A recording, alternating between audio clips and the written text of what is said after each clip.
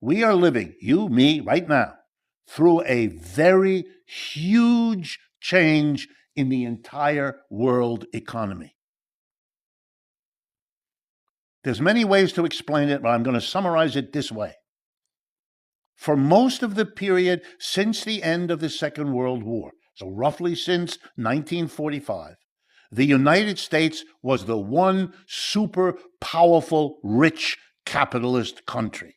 All the others that might have been competitors, Britain, France, Germany, Italy, Japan, wrecked by the war. They came out of the war where all the bombs fell, where all the troops were killed, where everything was smashed.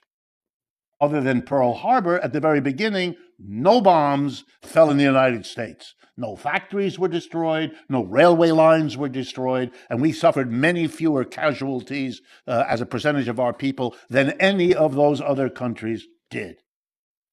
Better, our economy was a disaster in the 1930s, the Great Depression, and it was the war that brought us out. So our economy was stronger at the end of that war than it had been. Whereas everybody else, the opposite, weaker than they had been. So we were king of the hill.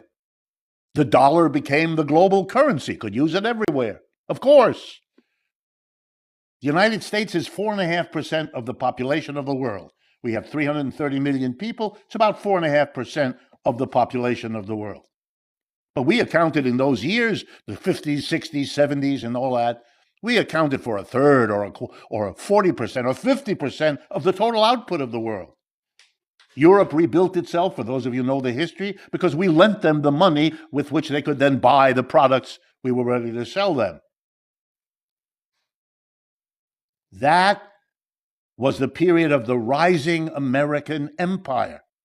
The previous empire, you all kind of know, the so-called British Empire, collapsed. India, remember, Mahatma Gandhi becomes independent. That was the great jewel of the crown of England, India. So they break away under Gandhi, 1947. It's the end for the British. It's the end for the French. All of those empires gone. Who replaces them economically? The United States. Nobody else can. And we made a fortune of money, and the American economy took off, and we lived in a country that persuaded itself that it wasn't these peculiar circumstances of the war. And no. Built into America is the exceptional quality. We work so hard, and we save our money, and there again,